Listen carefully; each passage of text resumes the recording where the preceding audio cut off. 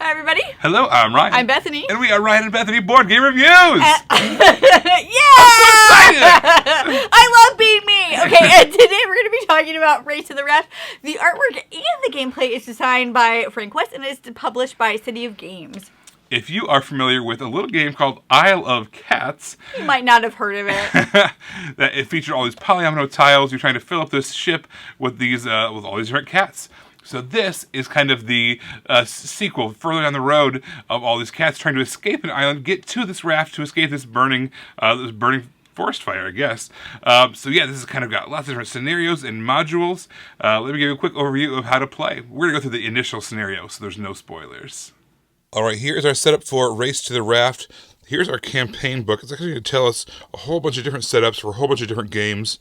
Today, I wanted to focus on the tutorial, the very first one. It's going to tell you what boards to put out there, what tiles are on fire. Those numbers there represent which cats are going to start out there. That letter over there represents which raft we're going to use. So we've got it all set up here. We've got three different cats, our blue, we've got our green, and we have our orange. We're all trying to get to this raft over here in the corner. These cards over here, these are four different piles that have all of our different paths on there that we're going to be laying out in front of these cats, trying to get them to the raft. As you can see, there's different colors. This particular one says it's got green, yellow, some purple, some red, and some blue. It's basically telling you what the probability is of how many different squares on these tiles might be those particular things. That doesn't mean each individual card is going to have 1/3 green, 1/3 yellow, and whatever else colors on there. That just simply means throughout the entire deck, that's the probability of what we might see. So the game is going to be played in rounds. At the beginning of each round, we're going to choose 3 cards per player. All right, so for instance, right now we've got blue, green, and orange. I feel like maybe I want 2 of these square cards and maybe one of these X's. That's probably going to help us out getting our paths set out there.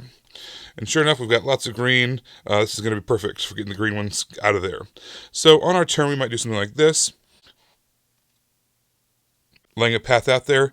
Connecting all those greens together, hopefully trying to get the green cat as far away from the fire as possible. However, every single time that we play one of those cards, we also have this giant bag of tiles here. We're going to have to draw one of those tiles randomly from that bag, and that's going to be fire that is spreading. All right, so we've got this tile here. Let's put it off in the corner for now. Hopefully we can just kind of avoid that. All right, so now we've got, let's put some more green out there. This one actually works out really well. We'll connect that there. But same thing, now we've got to put some more fire out there. Okay, so same thing, we're going to kind of put this in the corner. It's going to start to kind of mess with the yellow a little bit, but we're doing the best we can. All right, so the last thing you can do is you can also spin cards by just discarding them in order to move the cat along the path. So let's take our green cat here and move it along as far as we can. Now, that's okay for now. We do not have to draw any of the fire tiles when we do that. However, every 4 cards that we use for movement, then we do have to draw one of those fire tiles. But now we can start closing off the areas behind green. Green is no longer going to be there. So we're basically going to try to make these paths for blue all the way to the raft, orange all the way to the raft. Green's already basically halfway there, so that's going to be good. And we'll be able to put the fire tiles kind of behind them as they move. This obviously looks pretty easy. This is just the starting tutorial mission. Things get more and more complicated. You're also going to get some help along the way in terms of some tokens and some different ways of communicating with your partners. But there's also going to be more and more complicated rafts. There's going to be more and more cats you need to rescue. There's also going to be some of the Oshak white cats that are going to be introduced that are going to be only allowed to use these white lines that are kind of throughout the board. But they can go on over any type. They can just have to be following the white lines. So it gets much, much more complicated, but that's the gist of the game.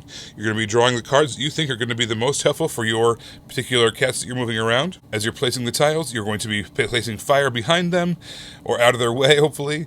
But if you and your teammates are able to get all of the cats safely to the raft before fire blocks them off or anything like that, you will be all declared winners. But then it's time to kick it up a notch by playing the next scenario in the campaign book.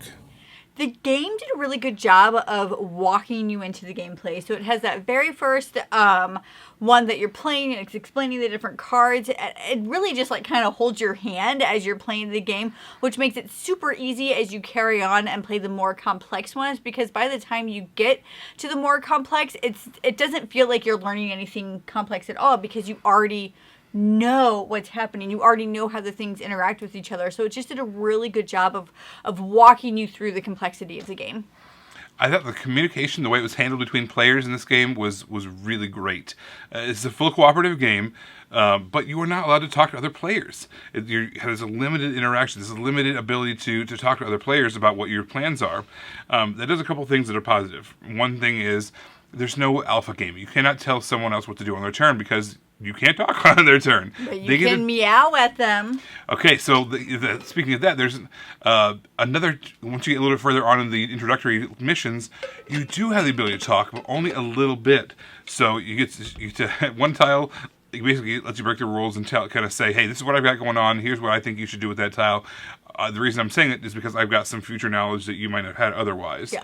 Or, if there's someone's making like a really bad move, and you're just like, oh shoot, I can't tell you, but you know what? There's this meow token that you can spend. You can meow at them. Meow, meow, meow, meow, meow, meow, meow, meow, meow, meow, meow, meow. And what that does basically is it makes it so you can't be an alpha gamer, you can't control the whole game. Yeah. But at the same time, if there's some information that needs to be shared, you still have a little bit of opportunity to do that. I think that was a brilliant way of handling that. Can I just talk about how those fire tokens or tiles are just so annoying because they're huge, they're annoying, they're awkward shapes, and they really mess up your gameplay. And they're on fire. So they do exactly what they're supposed to do in the game. They get you you pull out this piece and you're like, you're kidding me. Why did you even create a tile that's shaped like this? Where am I supposed to put it? I'm going to kill a cat. And I don't want to kill a cat. I enjoyed that. I enjoyed that puzzle aspect of it, of trying to figure out, okay, I know that if I play this awesome Boss Awesome Sauce card right now, I'm going to have to pull a tile, and those tiles are not Boss Awesome Sauce. They are very annoying, and it's really going to mess up my gameplay, but I also can't move a cat right now, because that's not going to help at all. The puzzly aspect of that was quite enjoyable. You said Boss Applesauce and Boss Awesome Sauce, and you combined them into this one weird word that I don't think is replicatable. I don't know what I said. Also, we're really tired, by the way. Also, we roleplay by actually lighting the tiles on fire. Adds to the para level by having an actual live fire on our table. Oh, yeah. Yeah, it's very exciting. I would just recommend having a fire extinguisher nearby so that way you can deal with that when it happens. Because eventually the game ends, but the fire doesn't. So. I think this game is extremely customizable to your preference, style of play, and difficulty level. So there's a campaign book, and you can just go through it, campaign scenario by scenario by scenario, and going numeric, and they're going to get increasingly difficult. And there's even kind of a whole secondary part of the book called the advanced rules that adds some additional twists. And you can go through that 1, 2, 3, 4, 5, 6, 7, 8, 9, 10, however you want to do it. So I like that how you can do it that way, but also that it kind of implies that you're playing with the same group of people every time. No, but let's say you have somebody over who's never played before. Let's go backwards. Let's go play the scenario 1 again and to show them how to play. But you know what? Maybe they took a real good shining to it, and real good. It's grammar's on point today. So maybe they are, really doing well at it. Let's jump ahead quite a few scenarios. Let's go to scenario number 20 and show you what a really challenging one looks like. So you can kind of pick and choose however you want to play, or you just play through it as intended, numerically. Okay, I'm going to give you guys a peek behind the curtain. Here's behind the curtain. When we play games, we do play them the first time we play it, we just play it for fun. But then afterwards, we play it trying to think critically. We want to bring you the best information. We want to give you something that is useful and helpful when you're looking up different games and when you're trying to figure out if it's going to be right for you or not. We're very intentional about trying to be useful. So there's a part in this game when we were playing, and I forgot that I needed to be thinking critically about this game so I could give you some information because I was so invested in what was happening in that moment that I forgot, oh yeah, this is a game that we're reviewing. In that moment, it was just a game I was playing, and I think that was great, that the game had me so involved that it took me out of my reviewer brain and put me only in my gameplay brain. So that was really interesting that it did that to me.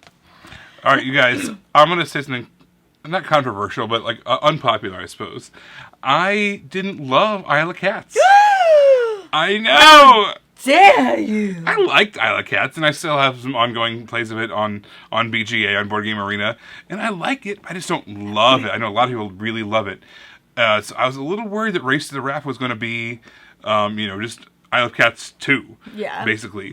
No, absolutely not. Other than the fact that they use polyomino tiles, and then there's obviously the thematic tie-in of the cats and the island and all that stuff going on. Besides that, they are completely two different games that operate very, very differently, and they both, stand up. They both can be on your shelf at the same time, and not be overlapping and duplicating. Oh yeah, they're not the same game. So I had a blast playing Race to the Raft. I love those challenging cooperative games.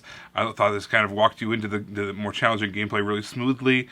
I had a blast playing this thing. This thing's great. Everybody, thank you so much for watching it. Don't forget to hit that subscribe button so you can see our videos as they come out. Until then, you can find us in all of these places. You guys, thanks for watching, and we will see you next time. Bye. You guys, thanks so much for watching. This game was provided to us by a publisher in exchange for a fair and honest review. And if you want to see more stuff, check out over here to see something we think you might like. And over here, we think that YouTube has picked out a great video for you you're going to love.